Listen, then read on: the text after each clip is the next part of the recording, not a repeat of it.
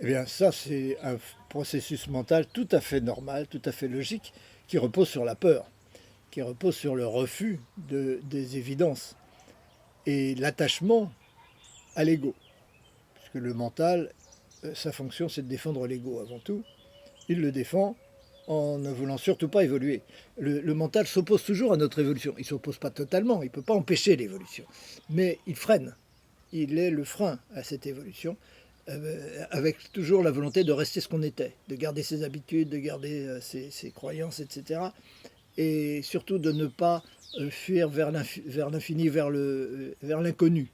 Ça lui fait très peur, parce que intuitivement, tout le monde sait au fond de lui-même que la vérité, le secret de l'être et de l'existence, à un moment ou à un autre, va nous mener vers la remise en cause de l'ego et vers le constat qu'il n'y a rien en réalité, qu'il n'y a jamais rien eu et qu'il n'y aura jamais rien.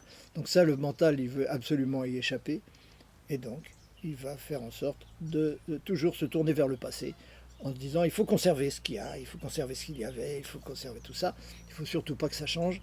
Et si ça change, ben on freine, si ça change, on fait ce qu'on peut pour l'empêcher.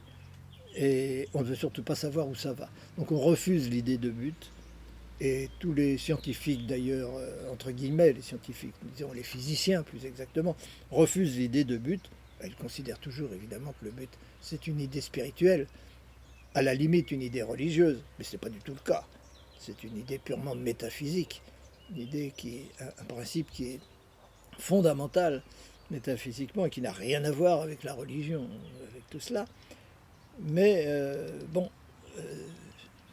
on préfère la matière, on préfère s'attacher à la matière, c'est le mental qui préfère se confirmer, se rassurer dans le fait que la matière existerait et que donc l'ego existe effectivement et qu'il va durer comme ça et que c'est très bien et qu'on est rassuré par ça, bon, tout va bien. Il n'y a pas de fuite vers l'inconnu, mais en réalité, on est bien obligé de se rendre compte qu'avec cette approche-là, la fuite vers l'inconnu est automatique, est obligatoire. Et ce sera toujours vers l'inconnu puisqu'on refuse de comprendre le but. Si on accepte évidemment l'idée de but, c'est-à-dire le fait que la cause est présente et que cette cause n'est jamais réalisée, mais que cette cause manifeste toujours une évolution vers quelque chose de cohérent, toujours un enrichissement de la mémoire, toujours un enrichissement des informations, des sensations, etc., eh bien, à ce moment-là, on a vite fait de comprendre que d'appeler ça un but, tout simplement, parce qu'il faut quand même appeler les choses par leur nom. On va vers quelque chose. Et si on cherche vraiment à comprendre ce but, cette direction dans laquelle on va la trouver. Elle n'est pas secrète, elle n'est pas impossible à voir. Par contre, les origines, ça c'est impossible. Avec les Big Bang et toutes ces histoires-là, on tourne en rond et on n'avance jamais. Mais avec le but, ça, on peut comprendre quel est le but. Et c'est pas si difficile que ça.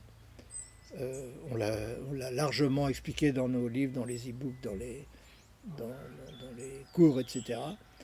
Et une fois qu'on a reconnu son but, eh bien, la peur mentale qui consiste à freiner pour ne pas avancer et pour s'attacher au passé disparaît. Et donc l'attachement à l'ego disparaît. Et si l'attachement à l'ego disparaît, la porte est ouverte à l'amour.